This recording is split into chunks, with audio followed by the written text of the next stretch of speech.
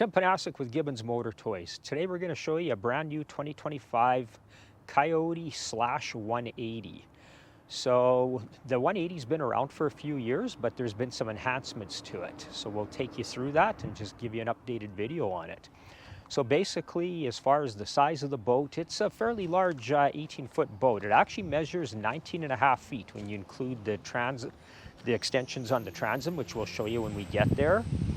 As far as the beam, it's an 89-inch beam. It's got a 72-inch bottom. And you can see when you look underneath it here, this boat's got the added UHMW on it. But so it's got the UHMW, which totally protects the keel right throughout, even right up into the bow area.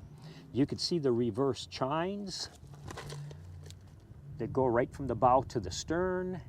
And when you look down the sides of the hull, it's got Coyote's famous radius curved hull. So when you look at the sides of this boat and the fit and finish on it, I don't believe there's any other aluminum manufacturer that has that good a fit and finish in terms of it looking like a fiberglass boat. Some other added features is the welded on cleats now. You can see them in the front and at the stern. We've got the tinted automotive glass on it. You can see the accents, whether it's the bow rope locker on the inside there. It matches the color side paint choice here, and we'll show you more of that as we get to the interior. While we're standing here looking at this also has a galvanized easy loader 3,100-pound trailer, which does include electric trailer brakes as well. As you move down the side of the boat, you can see this has also got the optional bimini top on it. It's got upgraded aluminum wheels on the trailer. And then as we get to the transom here, you can see the extended transom. So you can use that as a place to stand, net a fish. You can use that as a swimming platform, whatever you choose. So having that on both the port and starboard side just gives you that much more space, usable space that you can use when you're inside the boat. As far as the aluminum on the boat, so Coyote's using a 1/4 inch 6061 down the keel. So that's a harder grade aluminum. And then on the wings on the bottom, it goes to 3/16 5086 aluminum, which is still a hard grade aluminum. The sides are 1/8 5052, and the transom is also 3/16 5086. While we're down looking at the bottom of the boat, we should probably talk about the intake. So the intake that we use with the outboard jets is a unique intake where it grabs the water from the center of the boat well in front of where the jet pump is. So that's something that Coyote does that I'm not aware of anybody else doing in terms of grabbing the water up there. We've got optional protection bars. And then what that does is that feeds the water to the jet pump, which is fully encapsulated and protected. So as an example, if you were to jump up over a log, you can do so without ever contacting anything on the outboard jet. The other thing we should talk about is the 10-degree deadrise. Coyote uses a 10-degree deadrise on all their hulls. And when you're shopping for a jet boat, a lot of people get fixated on what degree the deadrise is. The honest truth is every manufacturer has their reasons for using what they do. What's important is to get out there, test drive the hull, make sure that it's designed to suit the purpose that you're going to be using the boat for most often. What Coyote's found with the 10-degree deadrise is that it's the angle that gives the least amount of compromise. And what I mean by that is that it gives the ability for the boat to get up on step quickly, stay up on step at lower speeds, still give good top-end performance, and what's real important is still have good turning ability.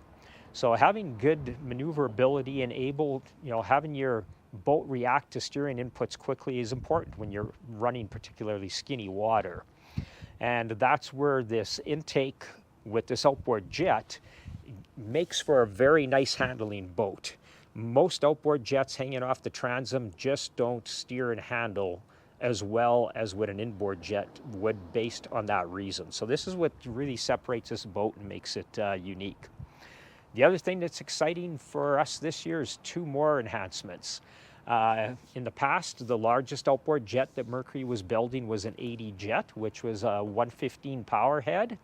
Now they've come out with the 105 jet, which is the 150 horsepower power head. The 150 power head isn't going to give you a whole bunch of extra top end speed. It's still going to be basically, we're going to call it close to a 30-mile-an-hour boat. But what it is going to do is it's going to enhance your cruise performance. You're going to cruise close to probably 5 miles an hour faster than what the 80 jet did, and you're going to be able to carry substantially more weight. So those are going to be the two primary advantages of the 105 jet. The other thing that's new this year is the steering system. If you look here, you can see there's a new hydraulic steering ram that we're using. So we've got this set. It's 1 3/4 turns lock to lock, versus the mechanical cable systems are close to 5 turns lock to lock and have a lot of resistance to turn. That was one of the things that made outboard jets difficult when you're trying to navigate challenging waters, and you got to really fight the steering wheel. So we're really looking forward to the advantage of having 1 3/4 turns lock to lock and a much less resistance with the hydraulic steering.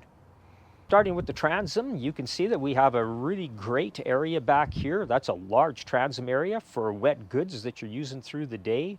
Lots of depth there, so things ain't going to fall out.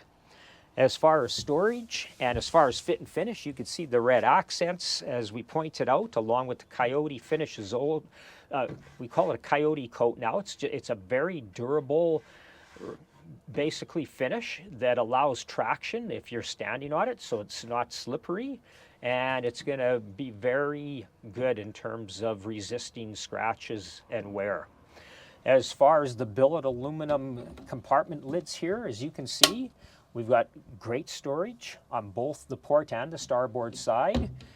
So that's a very high quality fit and finish here.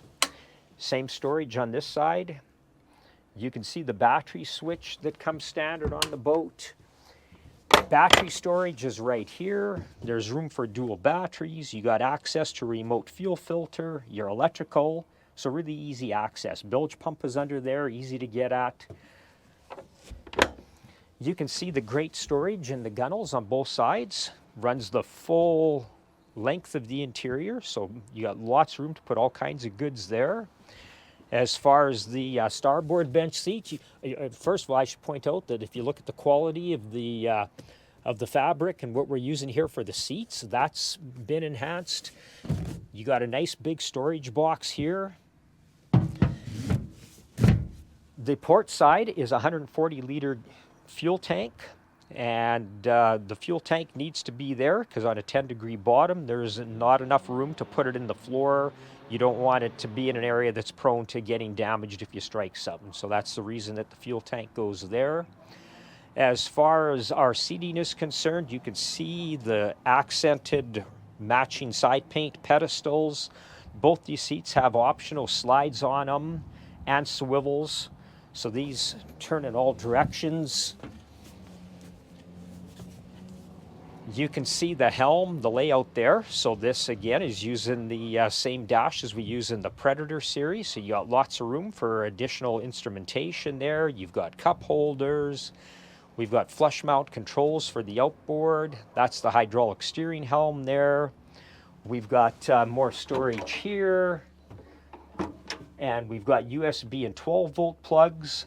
And we've also got a change that we've done here as well is we've raised the drop bow. So because of the raised drop bow, it's still plenty deep to make for a casting platform, a place to throw your goods. Obviously makes for easy access in and out of the boat, but the extra storage space, and we'll just show you that here. So this lid opens up for easy access. If you want full access, this just lifts up, and that is all dry storage. So personally, that's where I put my extra clothing, extra rain gear, whatever it may be, stuff that I may not be using all the time. Just a great place with plenty of dry storage up there. As for the bow, still plenty safe with enough depth so that one feels secure in here. It's got the Coyote coat finish in here, so you got lots of traction. You've got another aluminum billet lid there for rope and anchor storage. You can see the drain holes. There's one in each corner. So if you do get water up here, or a feature that I like, if you hop in the boat, people got dirty shoes. I usually have them leave their dirty shoes right there. The rest of the boat stays clean, and I could take a bucket of water, throw it up here, out here, and all that mud and everything just washes out versus getting inside the boat. In closing, the Coyote 180 Slash is really going to be suited for the person that's looking for a very good looking, well finished, high-end jet boat that has the ability to run shallow, skinny water. Because of the intake and the outboard jet, as we pointed out earlier, it's going to be very capable in those situations. You're going to be able to tow this boat with literally almost any vehicle, any light pickup truck or an SUV, with the trailer brakes and everything that are added with the trailer. As far as who the boat's not suited for, like any outboard jet, I'm not going to recommend this boat to somebody that's going to be spending most of the time out on a lake. You get into choppy water with an outboard jet and a 10-degree bottom hull, it's going to be a rough ride, and the performance isn't going to be stellar. So this boat is suited for anybody looking to spend most of the time, or the majority of their time, in a river. Doesn't mean you can't use it on a lake. I just wouldn't want to use it there for my primary purpose. Hopefully this video has helped you understand the 180 Slash better, and as always, please subscribe to our YouTube channel if you want to see more videos like this.